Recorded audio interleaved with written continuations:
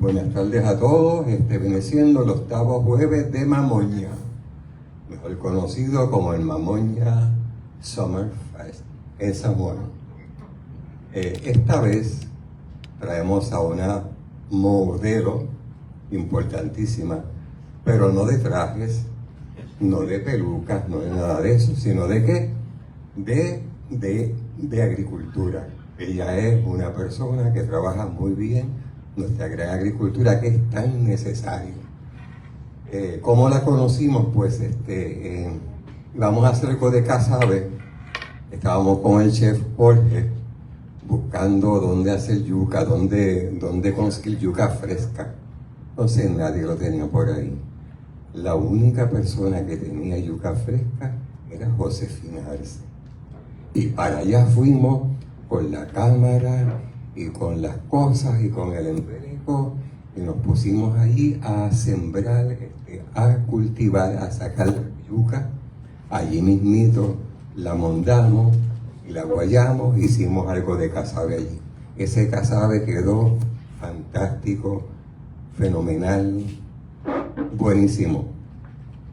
Varios años después, Josefina llega y me contrata para pintar un mural. Y ese mural es, diablo, tan largo casi como de aquí a la plaza. 77, una verja bien larga por ahí para allá, con bloques. Y fuimos a comprar las pinturas, ¿ok? Entonces, es un mural agrícola y científico.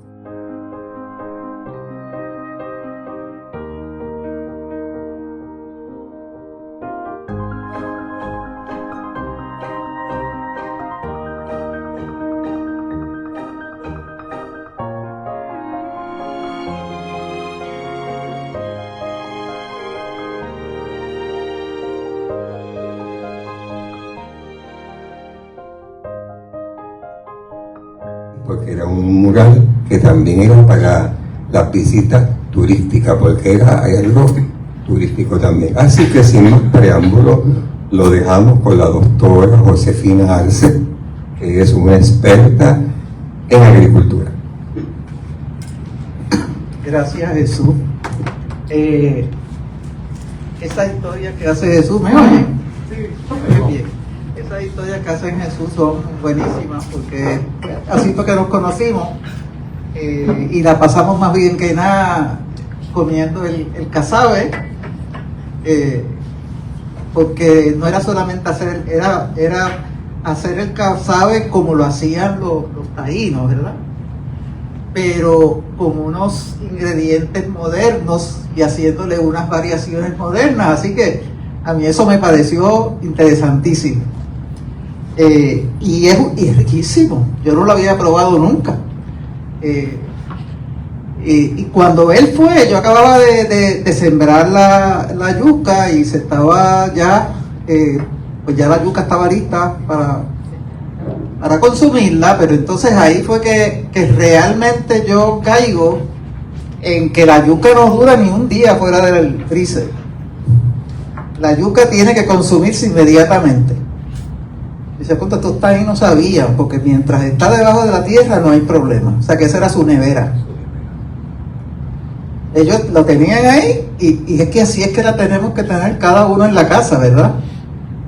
Aquí yo voy a tratar de hablar de la forma que yo veo la agricultura, que no es diferente a como veo la naturaleza también, y la forma que estamos viviendo alejados de la naturaleza, como si nosotros fuéramos algo separado de lo natural, y eso pues nos está trayendo una serie de problemas en muchas áreas, y no nos damos cuenta que esa es la base común de muchos de los problemas que tenemos hoy en día. Pensamos que son problemas diferentes, pero no lo son. Los taínos tenían su comida allí, y sencillamente cuando se va a comer, entonces es que se saca la yuca, se hace la yuca y se come la yuca. No hay que estarla guardando para que se dañe, no hay que ponerle aditamentos aquí le llaman preservativo, ¿verdad? Pero en España no les gusta que usen esa palabra, para que duren más, pues todas esas cosas que le hemos añadido a los alimentos para que duren más, que no es otra cosa que alejarlo de nuestras casas, que sea otra persona la que cultive el alimento, que ella es la responsable de cultivarlo y que lo haga llegar entonces a un supermercado, que es donde más vamos a comprar la comida, y todo eso es un sistema económico que necesita que eso dure mucho tiempo, y hay que ponerle unos aditivos químicos que en muchas ocasiones desconocemos las implicaciones a largo plazo que puede tener en nuestro organismo y los otros organismos. Y esa es la ventaja y las desventajas que nos trae la vida moderna, de desvincularnos de nosotros producir nuestros propios alimentos. Los taínos tenían, ¿cómo se llama? El conuco, ¿verdad? Era como un conuco. Ellos estaban allí y todo el mundo, pues, estaba produciendo los alimentos. Los taínos, yo le puse a la finca Atabey, porque Atabey es la diosa de los taínos, más bien de Madre Tierra, ¿verdad? De la Madre Tierra, y los taínos eran excelentes agricultores, de los cuales muchas de las prácticas agrícolas que se siguen hoy en día, pues vienen desde allá. Y obviamente si ellos estuvieran hoy en día, pues hubieran cambiado un montón de cosas también, como las estamos cambiando nosotros. Pero hay que valorar todo lo que ellos trajeron a la agricultura.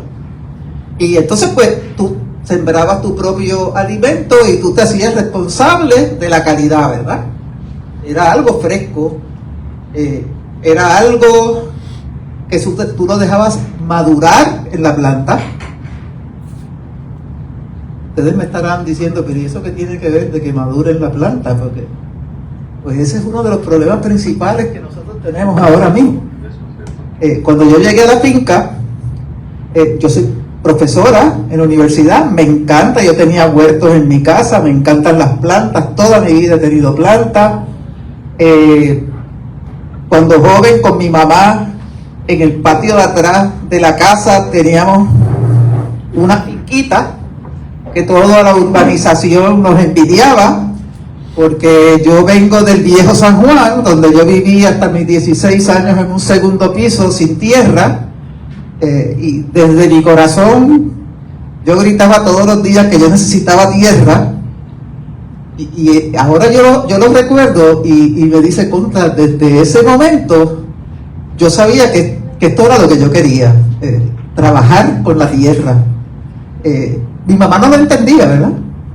Aunque me dejaba poner mis latitas de Sultana y de Kipler, todas mohosas, todo el balcón estaba lleno de esas latitas. Pero en aquel tiempo no se usaban tiestos para nada, nadie tenía tiestos.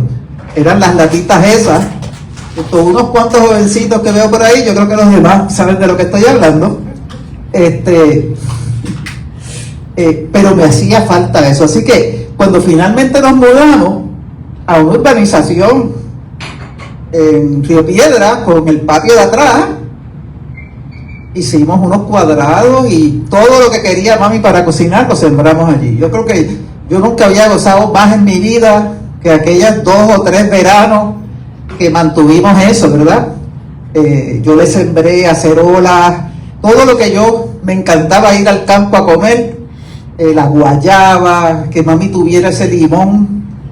Cada vez que yo iba a cocinar, que mami pudiera ir atrás y buscar todas las cosas que iba a cocinar.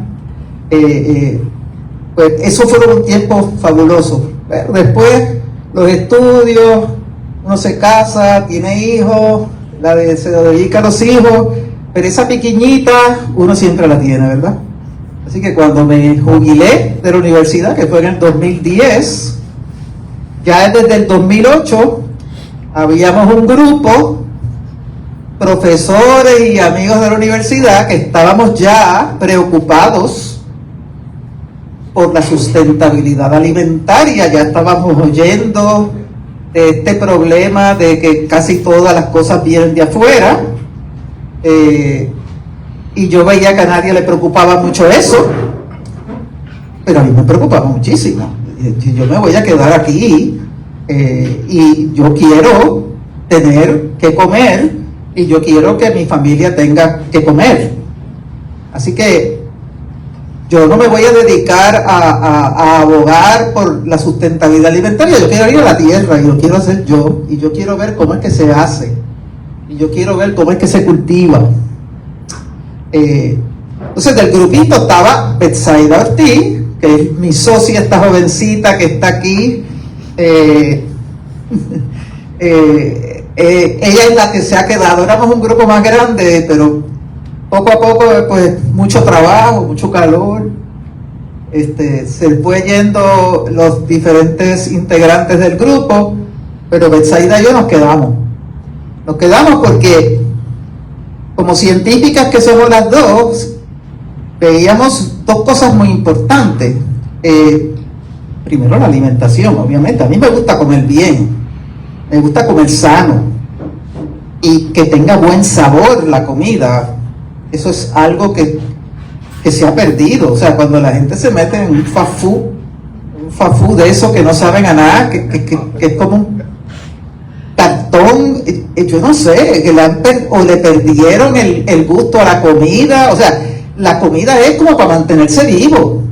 O sea, la comida realmente debe ser un momento de disfrute sensorial, de que vamos a compartir un alimento sabroso, y a la misma vez sentarse en la mesa como nos sentábamos antes a hablar y compartir. La comida une a la gente, o la debe unir, pero de alguna manera los fast food pues también han como que separado a la gente. Pues la cosa fue que entonces, pues, por ignorancia más que por otra cosa, pues se nos ocurrió empezar con una finca de 75 cuerdas. Todo el mundo me pregunta, ¿y cómo es eso? Y yo, la ignorancia es atrevida, ¿verdad? Bien atrevida. Pero menos mal, porque si no nadie se metería. O sea, nadie sabe en lo que se va a meter, y por eso es que nos metemos. Lo que pasa es que una vez que llegamos allí, es una cosa maravillosa, en el sentido de varias razones. Primero, todo este tiempo yo viviendo separada de la tierra, nací en un segundo piso, en un apartamento en el viejo San Juan, y viví allí. Después, como les conté, en la casa, pero el resto del tiempo pues estuve en edificios, en oficinas, en salones de clase, que no hay muchísima contacto con la naturaleza. Pero ahora aquí, pues tú estás allí con la tierra, tocando tierra, sacándote la tierra de las orejas todas las tardes, no solamente de debajo de las uñas. Ustedes no saben en todos los sitios que la tierra es capaz de entrar, hasta que usted trabaja la tierra. Es una cosa importante, hasta que usted va a ver que los carros empiezan a crecer de patitas, en las orillitas, en el frente. Interesantísimo. El carro mío ha tenido plantas en la parte de atrás, en el bumper. Si se le forma una ranurita por allí, me crece una matita. En el guardalodo. En el guardalodo. Tú sabes, es otra cosa, ¿verdad? Ya se puede imaginar que a uno no le da tiempo de lavar el carro como lo lavaba antes todos los días. Porque ¿para qué tú lo vas a lavar si el otro día se va a volver a ensuciar? Es otra vida. Es otra vida. Pero, ¿qué empiezo yo a descubrir en mi inserción a la agricultura? Le tengo que decir a Chu que yo puedo hablar de montones de cosas y es imposible hablar de todas. Así que yo estoy hablando de lo que yo entiendo que nos debe interesar de primera intención, y después hablamos de quizás de algunos problemas de la sustentabilidad alimentaria y de cómo la política o el sistema controla, aunque ya lo estamos hablando, porque todo esto de que no estamos cultivando nuestro propio alimento, no solamente no lo cultivamos, que no se ve bien. Yo no sé si ustedes se acuerdan cuando empezaron a hacer los residenciales, que les decían caserío, que traían esa gente del campo y todos estaban llenos de matas de plátanos y de guineo. Y dijeron que eso no se veía bien, que eso era un sitio fino, como si cultivar alimentos fuera algo denigrante. ¿Ustedes se acuerdan? Todo el mundo tenía se traían los palos de plátano y de guineo y sembraban de todo, y yuca y yautía, todos lo sembraban allí. Pero, por lo menos en San Juan, no sé por acá, en un momento le dijeron, no, esto es un sitio residencial, en los sitios residenciales no se pueden estar sembrando esas cosas, hay que poner amapolas, rosas, cosas exóticas, plantas así, que tengan unas flores grandes y bonitas. O sea, esa es la idea de ser civilizado, esa es la idea de progresar, de ser mejores de cuando estábamos en el campo, lleno de tierra. Pues llego y empiezo a sembrar y aprender con mis vecinos, con todo de por allí, qué es lo que siembran y cómo lo siembran y qué hacen con la siembra. Y entonces uno de mis vecinos me dijo, siembra papaya.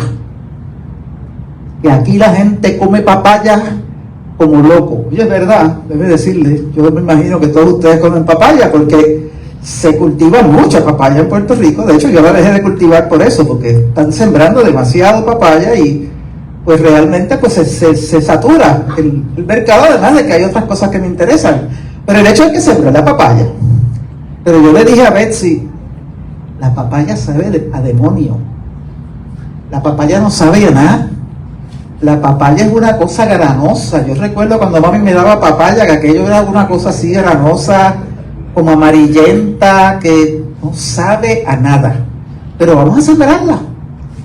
Entonces aprendí que la papaya, aquellos que saben de papaya, se empieza a madurar por raya. Primero está la papaya verde, le sale una raya amarilla, después le sale otra raya amarilla por otro lado, después otra y después otra. 5 rayas llegan a tener, y después que tienen las 5 rayas, entonces se empieza a poner amarilla toda, y después se empieza a poner como anaranjada y se daña, ¿verdad? Se daña bien rápido.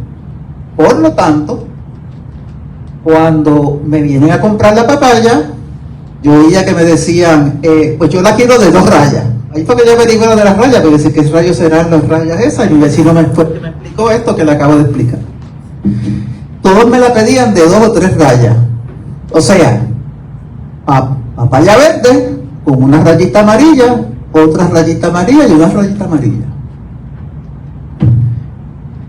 Pero que cuando yo iba a recoger las papayas y a venderlas, yo veía que siempre se iban quedando algunas en el árbol, por alguna razón, porque le pasamos por el lado, y yo las veía que se iban poniendo más amarillas, y después se ponían anaranjadas. Entonces yo observo el pajarito, a dónde era que iba, a la naranjada, y le hacía el rotito. Y ese pajarito sabe algo que yo no sé. Nada más que la papaya esa. Y le limpio ¿verdad? Para hacer eso prudente, de que no vaya a tener una infección o algo del pajarito. Y yo pruebo aquello. Eso es otra cosa. Como dice Bad Bunny, es otra cosa. Un sabor exquisito, dulce, jugoso. Y yo digo, ¿pero qué es esto? ¿Cómo es que estamos viviendo? O sea, pues porque se daña, así que como tarda un montón de tiempo desde que yo recojo la papaya hasta que llega al bar intermediario, de intermediario lo va a meter en un freezer, después de que esté en ese freezer o ese congelador, va a pasar más allá en la caja y va a pasar por un montón de sitios y finalmente la persona lo va a comprar y se va madurando la cáscara, pero ni los nutrientes, ni el sabor, ni el dulzor se sigue madurando igual que como se madura en la planta. Y ahí fue que yo empecé a decir, pero ¿y qué es lo que estamos haciendo? Nosotros estamos trayendo el 85% de las cosas de afuera, que tardan como un mes, así que esas las tienen que estar cogiendo todavía más verdes. Por razón era que sabía el DH cuando yo me las comía. Pues claro, si lo tienen que coger verde. También tenía al lado mío a una compañía de tomate. Y yo veo que a la hora de recoger el tomate, aquel tomate estaba verde, pero tan verde que los meten en unos, ¿cómo se llama? Los containers estos, como de 6 pies de alto, enorme, todo lleno de tomate, y no le pasa nada al tomate. Imagínense lo duro que tiene que estar ese tomate. Yo lo fui a ver porque yo fui a ver el proceso. Coger ese tomate verde, y entonces como está duro, pues se puede tirar al agua, se lava, se separa por tamaño, después lo meten en una caja bien bonito, y después que está en la caja bien bonito, entonces lo meten en un almacén y le meten un químico que las plantas lo producen, pero en esta forma se lo añaden de forma externa, sintéticamente, etileno, que es lo que le cambia el color a la cáscara del tomate de verde a roja. Así que tú tienes un tomate verde rojo. Así que ese tomate puede llevar todo ese viaje hacia donde vaya a ir en los Estados Unidos de un mes y medio, y todo ese tiempo no está en la planta, no se está madurando en la planta y no está adquiriendo todos los nutrientes y el sabor. Por eso es que el tomate eso que sabe a agua. Me acuerdo en casa de mi mamá que yo sembré tomate con ella. Yo llegaba de la universidad por la tarde, no era el más grande del mundo, era de este tamaño el tomatito, pero aquello estaba rojito, yo lo cogía de la mata y me lo comía como si fuese una manzana. Y todavía yo recuerdo ese sabor. Todo eso lo hemos cambiado por ser civilizados, por no tener una mata de tomate al frente de la casa. Qué cosa más desastrosa. Las partes al frente de la casa y atrás se ponen flores que vienen de afuera, ¿verdad? Esa fue mi primera experiencia. Entonces, pues aprendí de mis vecinos también, pues todas las formas artificial en que estamos haciendo agricultura, una agricultura que yo le industrial. Yo soy química, así que yo sé muy bien la aportación de los químicos. Los químicos no son ni biólogos, ni políticos, ni nada de eso, son químicos. Así que los químicos le pidieron que hicieran algo para deshiervar los bosques, porque en la guerra de Vietnam y antes también, deforestar los bosques para ver al enemigo era una ventaja tremenda. Y ustedes deben haber oído del Agent Orange y todas esas químicos que básicamente eran químicos para defoliar y que se usaron en la guerra, y el propósito era ese. Pero cuando se acabó la guerra había que buscarle un uso, porque había que venderlo, ¿no? Había que hacer negocio. Se pensaron rápido en que uno de los problemas que tienen los agricultores, y es muy cierto, es lo que se llama la maleza. Déjame oír esa palabra, eso es una maleza, es algo malo. La maleza no es otra cosa que las plantas nativas que han vivido aquí por millones de años antes de nosotros, pero que nosotros no queremos que crezcan donde estamos sembrando lo que vamos a vender, porque baja el rendimiento. Y le llamamos maleza. Y porque desconocíamos que realmente tienen un montón de valor dentro del ecosistema, que no necesariamente las hace malas. ¿Okay? Un desconocimiento. Pues le vendieron el herbicida a los agricultores y fue un palo. Fue un palo porque tú tener plantas que no tengan competencia mejora dramáticamente. Inmediatamente tú ves que la planta crece más y que te da más fruto porque no tiene competencia.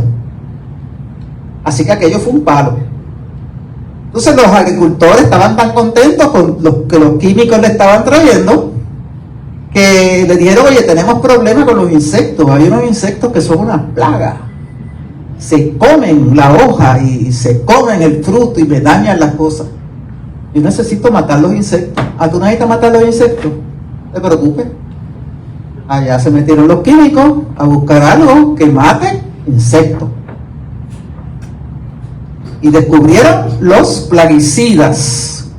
Y un plaguicida para esto, y un plaguicida para lo otro. Maravilloso. Todavía más mejoró la producción. Todavía más. Estaba todo el mundo feliz. Pero entonces empezaron a ver que llegó un momento, después de haberlo usado muchos años, en que la planta ya no se veía tan robusta y ya no estaba produciendo tanto. Entonces los químicos dijeron: que no están bien alimentadas. Le vamos a hacer un fertilizante. Vamos a sintetizar unos fertilizantes, así que te vendo el herbicida, te vendo el plaguicida, te vendo el fertilizante ahora, y todo el tiempo tú le estás echando esas tres cosas y todo va a estar fantásticamente bien. Eso es lo que se llama la agricultura industrial, que fue una maravilla, fue la revolución verde. Los químicos se creían la cosa más grande del mundo, nos creíamos. Yo soy química también. Tengo que llevar el beneficio y la crítica también de lo que han hecho mis compañeros antes de mí. Pero yo ya yo he aprendido y los estoy educando de que en aquel momento el químico estaba resolviendo un problema inmediato y estamos echando cosas sintéticas en la tierra y en las plantas, sobre todo en las plantas que nos vamos a comer, los seres humanos, que son tóxicas y que empieza a darse cuenta de que hace como 20 o 30 años es que empezó la idea a conocerse, como se ha venido conociendo también. Nosotros hablábamos de la flora intestinal. ¿Se acuerdan cuando nos decían la flora intestinal? Pero no le daba mucha importancia. Era una flora y teníamos una flora ahí. Pues con el tiempo ahora se ha descubierto que eso no es una flora solamente. Eso es un microbioma. Eso es un sistema complejo de bacterias y otros microorganismos que viven dentro de nuestro cuerpo, en todas las partes de nuestro cuerpo, en el sistema digestivo, sobre nuestra piel, dentro del cerebro, dentro de todas las cavidades, dentro de nosotros. O sea, como la mitad o más de las células que tiene un ser humano no son humanas. Nosotros no somos un humano, somos un conjunto, un ecosistema que camina. Da trabajo, pero es así. Da trabajo entenderlo, pero es así. Eso mismo que hemos descubierto con el microbioma, y ahora está todo el mundo que sabemos que afecta el sistema nervioso, que afecta el cerebro, que puede afectar la depresión, la digestión. O sea, ayuda en una serie de de cosas que tiene que hacer el cuerpo, de los metabolismos del cuerpo, mucho de eso lo hacen los microorganismos. Y tener un microbioma saludable es importante, y ahora se le está dando más importancia a eso. Pues eso mismo pasa con el suelo.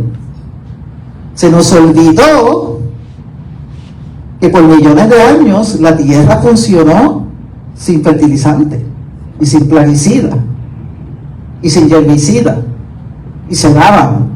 No se daban en las cantidades que queremos que se den porque queremos vender más, pero se daban. Y que esos microorganismos, cuando empezamos a tirar herbicida, empezamos a matar los microorganismos que son los que le dan el alimento a las plantas en el momento en que ellas los necesitan. Cuando nosotros tiramos el fertilizante es cuando a mí se me ocurre tirárselo y te lo comes ahora o lo dejas, porque ahora fue que te lo tiré. Allá abajo hay un sistema donde la planta le da alimento a esos microorganismos y esos microorganismos le dan, ¿cómo se llama? Cogen los minerales, los procesan y los convierten en nutrientes para las plantas. Eso es un sistema complejísimo que tomó millones de años de hacerse en el planeta, y nosotros vinimos porque tenemos una mejor idea y cambiamos y usamos plaguicidas, herbicidas y fertilizantes por un tiempo, pero ya nos hemos dado cuenta que a corto plazo fue efectivo, pero ya no.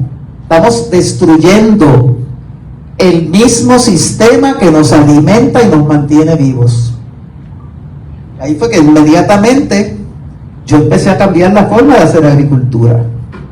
Y ahí fue que en ese mural que hizo Jesús, tuvo que aprender como loco de lo que son insectos beneficiosos, de que las abejas polinizan y cómo es que polinizan las abejas. Hay plantas que si el polen no le llega de una flor a la otra flor, no sale el fruto. Alguien que quiera estar como un Q-tip, cogiendo el polen de aquí y poniéndolo acá todo el día, se puede imaginar lo valioso que son las abejas. Y no solamente las abejas, no son las únicas polinizadoras.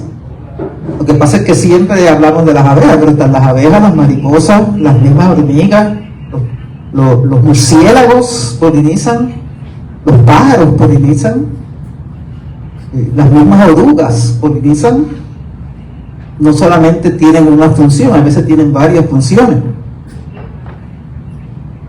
Así que tuvo que aprender de que no podemos matar a los insectos plagas, porque los insectos plagas tienen enemigos naturales que son otros insectos que se los comen. Porque en el planeta Tierra, ese es el sistema que ha existido siempre. Unos se comen a otros y se mantiene un equilibrio. O sea, si yo quiero tener una mata que no tenga nada de nada, pues entonces estoy destruyendo el sistema natural que lo mantiene vivo, que es lo que estamos haciendo con tanta cosa que le estamos tirando. Entonces empecé a atraer a estos insectos beneficiosos que la mayor parte de los agricultores no los reconocen y los matan porque creen que son plagas, para que se coman a las plagas. ¿Y cómo se atraen? No como una rosa, porque esos insectos en Puerto Rico no sabían ni lo que era una rosa. Esos insectos evolucionaron, existieron aquí por millones de años con eso que llamamos maleza, porque esas son las matas naturales que dan unas flores chiquititas que no nos gustan porque casi no duran. Ay, pero eso tan fea, eso tan feo, eso lo que tiene es una florecita así. A mí me gustan las flores. Pues mira, hay muchos de esos insectos que esa es la que le gusta, ese es el néctar que le gusta, y la estamos quemando, y si no hay comida se van. Si yo le mato la mata que le da comida, pues se van. ¿Para qué se van a quedar si no tienen que comer? O sea, hemos estado alterando completamente este sistema natural. Uno que le llamó mucho la atención y que creo que lo vi en el libro, son las avispas parasitoides. Los gusanos esos, que ustedes le llaman gusanos, nosotros también, son orugas de mariposa, orugas de alerilla, cuando nos parecen bonitas. Cuando nos comen la mata es un gusano. Está lleno de gusano la mata, ¿verdad? Pues esos gusanos que se comen la mata, pues sí, no los queremos. Pero lo que tienes que hacer es atraer con las plantas que atraen y que le dan alimento a las avispitas parasitoides, que son unas avispitas pequeñitas que no pican al ser humano, porque ese es el único. Cada vez que tú dices, ¡ay no! ¡Paraña! ¡Oh! Todo eso es normal, todo eso es necesario. Y desde chiquitos estamos metiéndole miedo a los nenes de que las arañas pican, las avispas pican, las abejas pican. Mira, hay como 3.000 o 4.000 especies de abejas. Las que pican deben ser 2 o 3. Lo mismo pasa con las bacterias. Los microorganismos esos son bacterias que están debajo de la tierra. De cada 3.000 bacterias, una le hace daño al ser humano. Pero entonces ya tenemos que matarlas todas. Cuando tú le metes cloro, tú lo matas todo. Las buenas y las malas. Cuando te metes un antibiótico, matas tu microbioma. Matas lo bueno y lo malo. Claro, te la tienes que tomar porque te cayó una que te puede matar, que te puede hacer daño, pues sí, pero hay que saber hacerlo, hay que saber la dosis, cuándo parar y después cómo recuperar esa microbiota. O sea que tenemos que saber lo que estamos haciendo. Pues esa avispita parasitoide lo que hace es que pone el huevo con una agujita bien chiquita, pincha la oruga y le pone el huevo dentro de la oruga. Y ese huevo crece dentro de la oruga, se alimenta de la oruga y se la va comiendo poco a poco hasta que la mata. No la mata instantáneamente. No es que la picó así, la mató, porque la necesita viva, porque ahí adentro es que se va a criar su cría. Las mayorías de los plaguicidas que usan los agricultores son como lo de los anuncios. El PLI, ¿quién se acuerda del PLI? Yo creo que muchos aquí nos acordamos del PLI, pero ya nadie usa PLI. Ahora usan unos sprays que dale y tú vas a ver cómo cae. Así es que si no funciona. Así que yo convencer a los agricultores ahora de que empiezan a usar estos sistemas que toman tiempo. Dicen, no, es que no la mató, la pinchó allí, yo vi que la pinchó y no la mató. Pues porque toma tiempo. Y muchos de los agricultores ya están acostumbrados a tirar algo y cuando van allí no hay nada vivo, nada más que la planta con el tóxico adherido. ¿Okay? Así que así que todos estos tiempos entre Betsaida y yo hemos ido averiguando qué plantas son las que le gustan a estos insectos beneficiosos para dejar esas plantas crecer en la finca, dejar que las plantas estén creciendo entre los árboles. Yo te decía a Betsy porque Betsy me dice, hay veces que dan tours de las fincas de Santa Isabel y a nosotras no nos dan tours. Y yo digo, Betsy, porque está en hierba. Y eso se ve feo. Nosotros permitimos a la vida crecer y tratamos de crear un ambiente normal donde era que la vida coexistía ayudándose unos a otros. Pues está en hierba, porque toda esa hierba que yo dejo crecer tiene unas raíces que alimentan el microbioma que está debajo de la tierra y lo mantienen allí. Y cuando llueve, a mí me percola mejor el agua que a los demás. A los demás se les estanca el agua, a mí me percola el agua, porque tú tienes una tierra viva, llena de material orgánico como debe ser.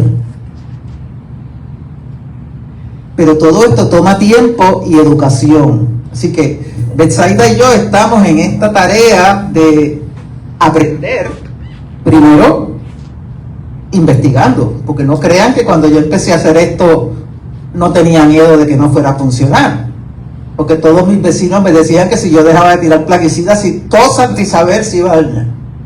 Allí no iba a crecer nada en Santa Isabel, se iba a llenar de plaga. Vayan a ver, no se ha llenado de plaga. Todo el mundo está haciendo sus cosas y yo estoy feliz con la calidad del producto. Nosotros producimos un aguacate que ahora mismo todo el que pruebe ese aguacate dice que es lo mejor que hay. Carmen, ¿es o no es? Chu, ¿es o no es? Exacto. Los que lo han probado.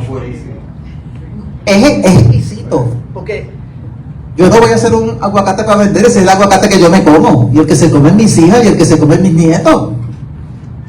Y cada uno de nosotros debería conocer al agricultor que le hace la comida que yo me voy a comer, y mirarlo a la cara y saber que lo que está cultivando es algo saludable, sabroso, nutritivo, madurado en el palo lo más posible, que pueda llegar bien rápido. El aguacate de la finca hoy mismo fue Tito Fruits de Calley.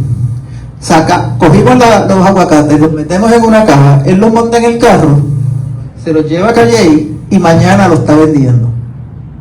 No hay que meterlos en un refrigerador porque se van a vender en 3 o 4 días, cuando les toma 5 días o 6 madurarse. No hay que meterlos en nada. El aguacate es un fruto delicado, como lo es muchos de los otros productos. El que viene de afuera, que muchos se quejan de que viene negro, no es que el aguacate sea malo, es el proceso por el cual tiene que pasar el dichoso aguacate para que llegue de fuera de Puerto Rico acá. Y la gente lo compra. Y se siguen quejando de que sale negro, pero lo siguen comprando. Cuando aquí tenemos un producto de calidad. Así que esto es lo que deberíamos estar haciendo todos los agricultores en Puerto Rico, ¿verdad? Estamos conscientes. Yo le vendo aguacates cuando me piden de afuera, y antes de que hubiese problemas ahora, que creo que no nos van a dejar enviar por correo por el problema de la lechuga esa que en los Estados Unidos, hasta que no pasa algo se ponen nerviosos y no dejan entonces mandar las cosas por correo. Pero si yo les envío la diáspora unas cajas, pero lo mismo, las cojo hoy y las mando, en 3 días llegan allá y se las están comiendo a los 2 días, no hay que refrigerarlas y llegan fantásticamente bien. Y eso es lo que nosotros merecemos aquí, comer bien, saludable y sin tóxico. Doctora, cuando hablamos de la mamoña agrícola, me parece que hay una estructura mundial que nos condena a comer cosas producidas en el otro lado del mundo. Recuerdo cuando a Rusia le dio con atacar por enésima vez a Ucrania, fueron la gente en Egipto y en el sur del Mediterráneo que pagaban el precio por donde el pan. Y ahora con el ataque de los americanos a Irán, estamos en peligro porque los fertilizantes que usan los americanos vienen, o sea, es una cosa absurda, de una línea de abastecimiento absurdo. Entonces usted menciona el término varias veces de sustentabilidad, y yo quisiera que nos explicara, si usted entra en esos temas, la diferencia entre sustentabilidad alimentaria y soberanía alimentaria. No sé si es la misma cosa, no sé si está relacionado. Bueno, yo no soy muy lingüista, que digamos, yo le puedo decir como yo lo entiendo, ¿verdad? Algo sustentable es algo que nosotros podemos mantener, o sea, en el tiempo. Por ejemplo, si yo tengo un terreno y yo siembro ahora y yo mantengo la tierra en buena condición, yo voy a poder seguir sembrando en ese terreno por muchos años, y mis hijos y mis nietos y mis bisnietos y por ahí para abajo, todo el mundo, porque es sustentable. Se puede seguir pasando, ¿verdad? Eso es sustentabilidad. Que yo no necesite cosas que vengan de afuera también, que yo pueda, con lo que yo tengo, yo pueda producir alimento. Una agricultura sustentable, que es lo que nosotros quisiéramos tener, es una agricultura donde gran parte del fertilizante viene de las mismas plantas, del producto de las plantas que nosotros producimos. ¿De dónde viene la energía de la agricultura? ¿Del petróleo? ¿Del sol? El sol era gratis, ahora nos quieren cobrar hasta el sol, me cachín de. El sol es gratis. El sol da una cantidad de energía, de hecho, todo lo vivo, exceptuando un mínimo de organismos que viven en cuevas y debajo en profundidades, todo el sistema vivo se basa en la energía del sol. Así que en la agricultura nosotros tenemos la ventaja de que el sol es gratis. Deja ver si sale un artículo que yo escribí de la calabaza, de la libra de calabaza, 40 pesos. Lo tengo escrito hace como 3 meses y no lo he publicado. Que yo hice un análisis de si yo fuera a usar la luz de una cuerda de calabaza de energía eléctrica de Luma y fuera a usar todo el agua que yo uso de acueducto, yo tendría que vender a $40 la libra de calabaza.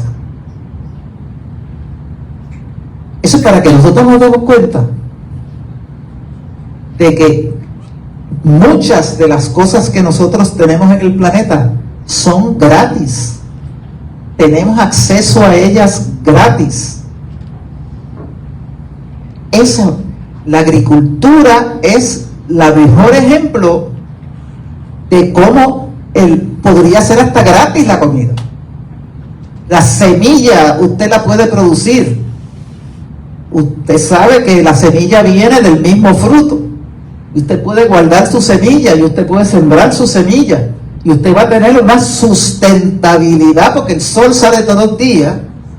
Llueve de vez en cuando, excepto ahora que estamos jorobando el planeta y estamos haciendo que hayan sequías y decimos que eso es el tiempo, pero es el tiempo afectado por lo que nosotros como seres humanos estamos haciendo en el planeta.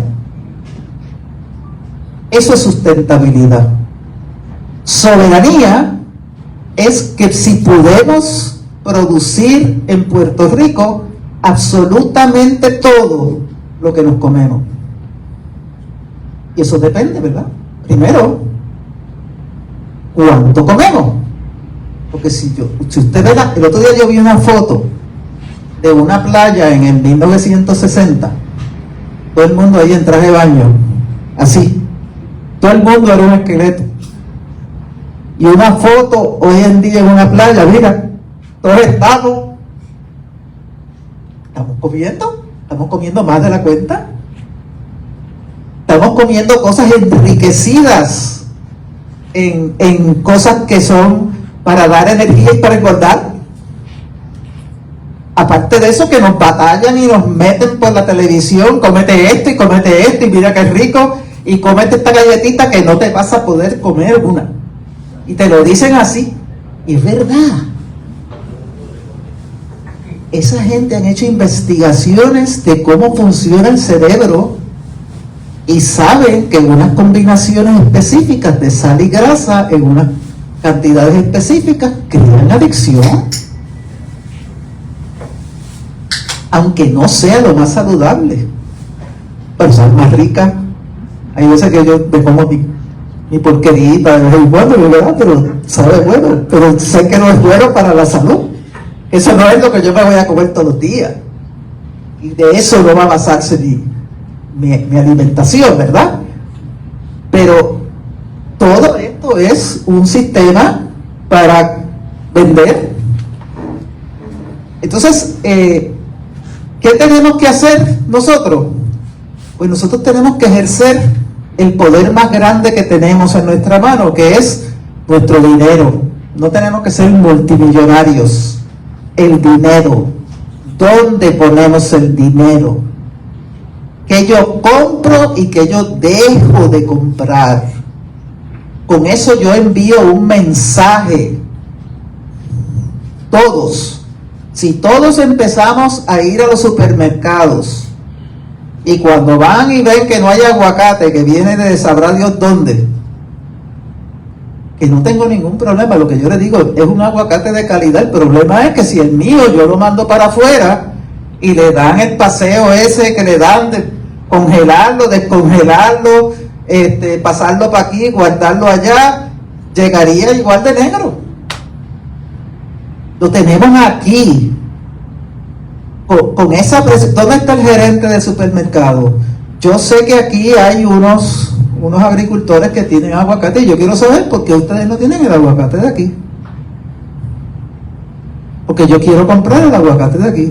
Y si ese aguacate sale no lo compre. O sea, nosotros tenemos que ser un poquito más conscientes de qué queremos, porque nosotros nos van a dar lo que nosotros pagamos. Si yo pago por una porquería, me van a dar la porquería. Y ustedes saben que por año aquí han estado trayendo gomas de segunda y montones de piezas de repuesto de segunda porque las compramos. No exigimos. Eso no se compra. Y tenemos que aprender que, pues, si es algo como antes se valoraba la durabilidad. Y uno pagaba más dinero por cosas que fueran durables. Así que yo tengo amigos alemanes que yo recuerdo que como en el 80, él me enseñó que él tiene, creo que 3 pantalones y 4 camisas. Eso es todo lo que tenía en su closet. Dice, cada camisa le costaba como 200 y pico de pesos. Y los pantalones, 200 y pico de pesos. Pero él tenía 4. Y a nadie le importa. Si se lo pone, si no se lo pone, si se lo puso ayer, si lo lavó, si no lo lavó, que no está de moda, que no tiene la cosita esta por aquí, que antes tenía la cosita, porque lo que está de moda es otra cosa. Nos estamos saliendo de la agricultura, pero de ahí también sale, de la agricultura es que sale el algodón y todas las fibras de los trajes. Y lo que están haciendo ahora es que nos obligan a comprar cosas baratas, nos obligan a una moda y nos obligan a que tengamos que botar las cosas y comprarnos las otras. Me parece importante lo que acaba de decir, porque una de las cosas que he estado pensando en los últimos meses es cómo hemos dejado, como decía García Canclini, el argentino mexicano, hemos dejado de ser ciudadanos para ser consumidores, y es con el consumo que realmente votamos. Sin embargo, en la discusión pública, eso que usted está explicando nunca aparece. Así que le agradezco la explicación, porque me parece que nos da la vida y la mamoña esa mundial que nos obliga, porque es el que hay, a comer un limón que trajeron de Chile en verano, en invierno, y de otro lado en verano. Tenemos el único poder que tenemos, más allá de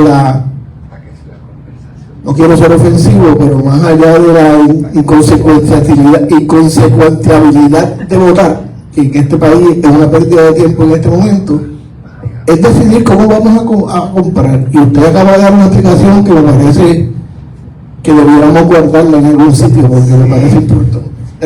Claro. Y usted mencionó algo de lo del petróleo.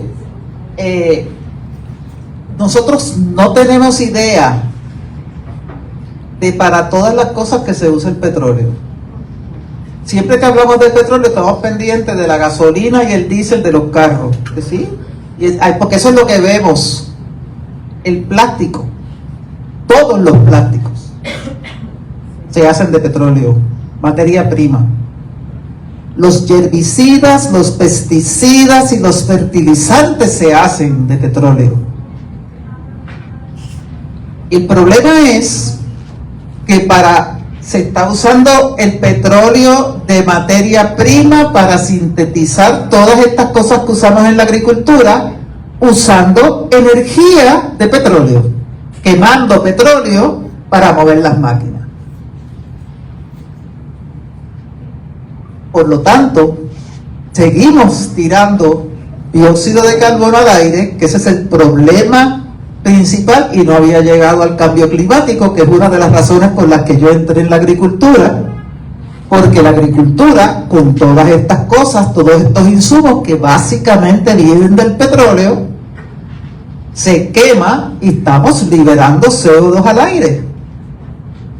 Ese carbono en forma de CO2, que es un compuesto químico gaseoso, que no es tóxico, o sea, no nos hace daño, pero es un compuesto químico que absorbe la energía del sol. Lo absorbe en sus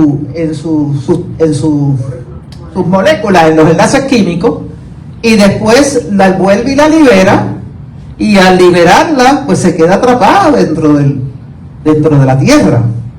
El ejemplo mejor que yo tengo para eso es un carro cerrado con las ventanas arriba.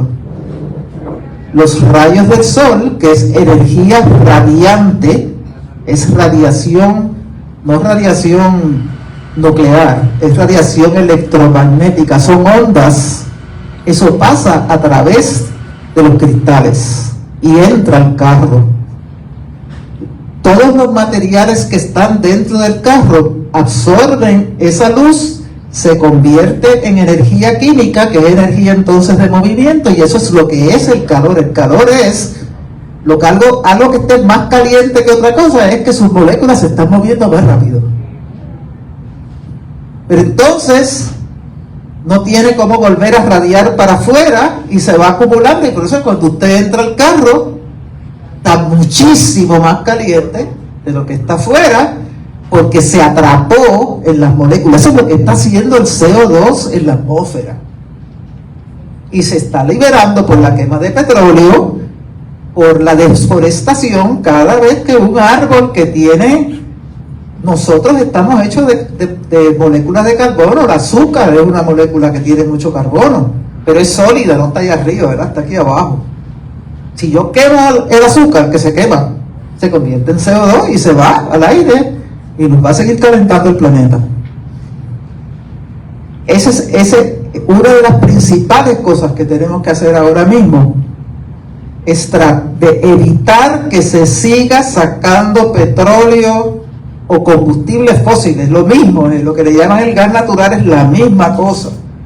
El carbón es todavía peor, porque tiene más cosas tóxicas.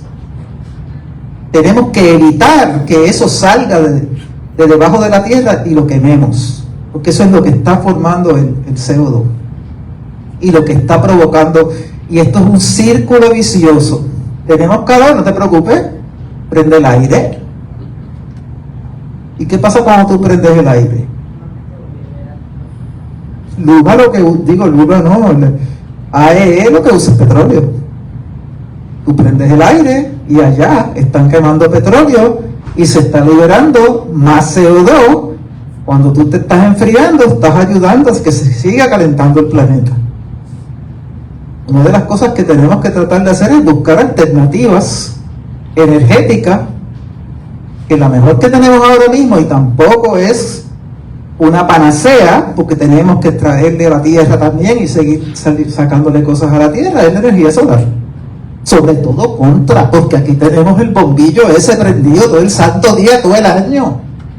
¿Cómo me van a decir a mí que no? Eso es una maravilla lo que nosotros tenemos aquí.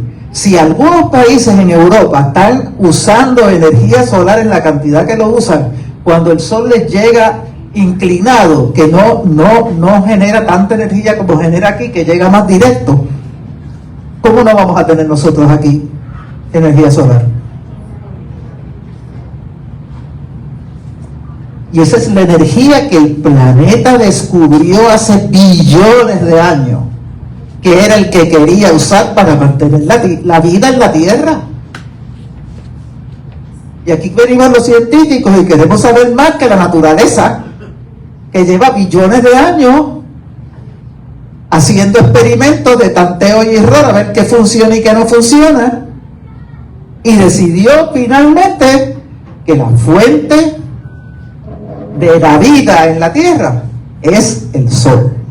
Nosotros queremos, ¿qué pasa? Que el combustible fósil es energía del Sol acumulada. Eso, lo que pasa es que esa energía se guardó millones de años cuando la Tierra estaba caliente y no podía haber vida en la Tierra. Empezó entonces a formarse la fotosíntesis, empezó a secuestrarse ese carbono en el cuerpo de los organismos, y se empezó a depositar en el mar y debajo de la tierra, y se fue disminuyendo ese CO2,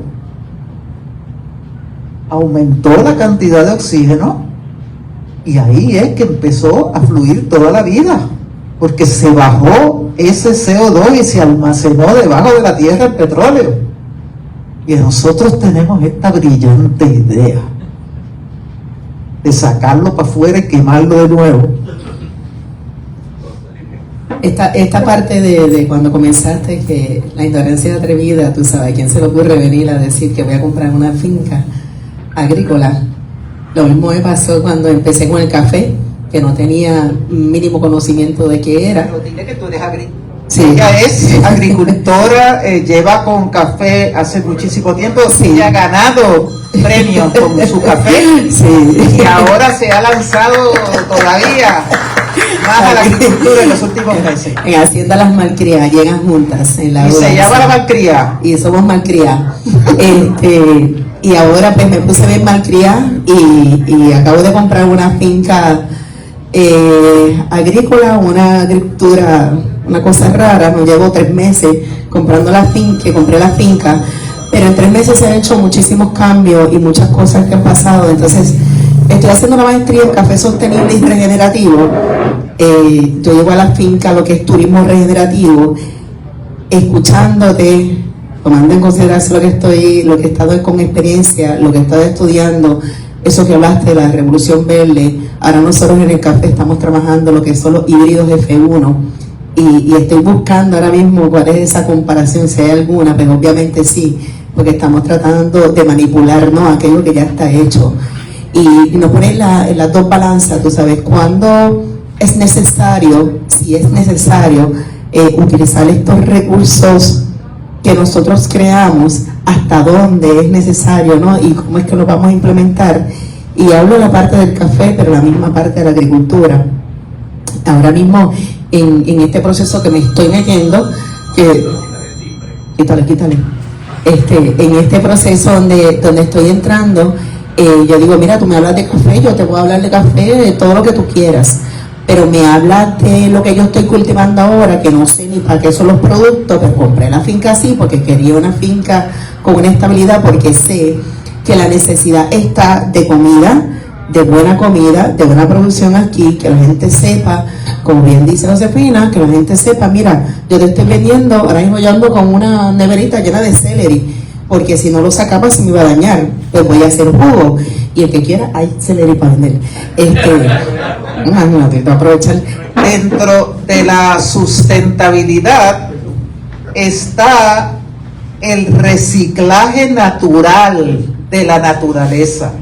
Reciclar es algo que no se lo inventó el ser humano. Esto es un planeta finito, y como funciona la vida, como se mantiene la vida, es con la materia que tenemos. Yo espero que yo no me esté yendo para allá arriba, todos me están entendiendo. Por eso yo estoy usándole palabras, pero lo que le estoy diciendo es algo bien profundo. No porque lo simplifiquemos quiere decir que esto no es lo más importante que nosotros tenemos que saber. Toda la materia que ha existido y que va a existir hasta ahora mismo dentro del planeta Tierra. Lo que hace que todo esto siga funcionando es el sol. Tan sencillo como eso. El problema vino, yo espero que tú estuvieras aquí cuando hablamos del petróleo. El problema vino cuando nosotros se nos prendió la bombilla de que podíamos hacer chavo de esa energía que nos ha traído un montón de otros problemas que en otra ocasión podemos hablar, ¿verdad? Y yo he escrito unos libros y escribí uno que va a salir ahora porque estás hablando de política, que se llama Política basada en la naturaleza. De que la política no debe ser ni de derecha, ni de izquierda, ni de medio, ni de arriba, ni de abajo. La política tiene que ser para mantenernos vivos y mantenernos saludables, porque ¿qué otra cosa es? Lo demás es basofia. El sistema, todo es reciclando la materia todas millones de años. La materia que era un tigre, ahora a lo mejor eres tú, a lo mejor es una oreja tuya y ahora es una flor. O sea, esto ha estado aquí todo el tiempo. La composta no es otra cosa que emular o ayudar, que es lo que hacemos los agricultores como nosotras, que le llamamos agricultura regenerativa. Le llamamos regenerativo porque el suelo se ha ido destruyendo por todas estas cosas que les he mencionado, por un mal uso del terreno, un abuso del terreno, y se le ha perdido los microorganismos que son los que hacen el trabajo gratis. Esos organismos hacen el trabajo gratis y lo estaban matando principalmente, originalmente, porque por ignorancia, pero ya lo sabemos. Ya sabemos que estamos matando esos microorganismos que eran los que hacían el trabajo. Y parte del trabajo que hacen los microorganismos es esa materia que usa la planta, que tiene que establecerse en una estructura de hojas, de tronco, de flor, de polen, de néctar, para hacer un fruto que va a alimentar a todos los animales, incluyendo a los seres humanos, y a otras plantas. Cuando muere, toda esa materia tiene que ser absorbida, digerida y procesada por esos microorganismos que la van a volver a convertir en tierra fértil, en humus, en materia nutritiva para la planta. Ese es el verdadero reciclaje. Lo que nosotros hacemos cuando hacemos composta es emular, copiar la forma en que trabaja la naturaleza. Ahora, hay que tener mucho cuidado, porque composta no es meter todo lo que se te ocurra ahí adentro, mezclarlo y dejarlo un tiempito y ya está. Porque, como yo les dije, hay 3000 bacterias buenas, pero hay una que te puede matar. Y si somos responsables, hay que hacer la composta emulando a la naturaleza, de manera que predominen siempre las bacterias buenas y mantengamos los patógenos afuera. Por lo tanto, cuando tú vas a hacer composta, hay que ser muy responsable y hay que saber hacerla, porque puedes terminar contaminando un terreno. Eso es lo que yo me imagino que tú has oído que es el problema con la composta. Y depende de lo que tú le pones a la composta. Si la composta la hacen en un sitio que está contaminado con metales pesados, pues te puedes imaginar que esa composta, cuando tú la pongas acá, no va a ser nutritiva. Y no hay forma de traer, o sea, de como que hacer una composta, no sé, a nivel industrial o algo así. Claro, se puede hacer en grandes cantidades, gente que sepan, hay formas de hacerlo. Se puede usar, hay una cosa que se llama un windrow, que se pone en un tractor, porque hay que virarla, ¿verdad? Porque la composta necesita oxígeno, porque el oxígeno es lo que hace que las bacterias buenas crezcan. La mayoría de las bacterias malas no son aeróbica, o sea, no le gusta mucho el oxígeno. Por lo tanto, tiene que estar bien aireada esa composta. Se puede hacer a nivel industrial. Lo que pasa es que si tú quieres hacer algo bien regenerativo y bien sustentable, como él está tratando de ser, tú debes tratar de que todos los procesos de la finca se puedan hacer dentro de lo que tú tienes allí. Es imposible, porque está saliendo los alimentos que tú estás cultivando. Eso es materia que está saliendo de la finca y de alguna manera tiene que entrar, ¿verdad? Pero tú puedes procesarla con composta, sembrando más plantas, que solamente sea para hacer abono, para que te mantengan vivo el microbioma, que no son plantas para frutos que tú vas a vender. O sea, tú tienes que tratar para que sea bien sustentable de que la gran mayoría de toda la materia que tú usas, con la energía del sol principalmente, salga de la finca. Y tú puedes hacer esa materia usando la energía del sol, cultivando plantas. Y esas plantas las puedes usar para la composta. Una de las cosas que yo traté de hacer, yo tenía unos proyectos educativos de ciencia en las escuelas públicas de Puerto Rico, y yo traté de que hubieran huertos. Estoy hablando del 2003, 2004. Me miraban bien mal. Eso era mucho trabajo. Vamos a hacer un mariposario para que los estudiantes vean todas estas interacciones de los insectos y las polinizaciones y los ciclos. Ay, pero muchachas, eso da un trabajo.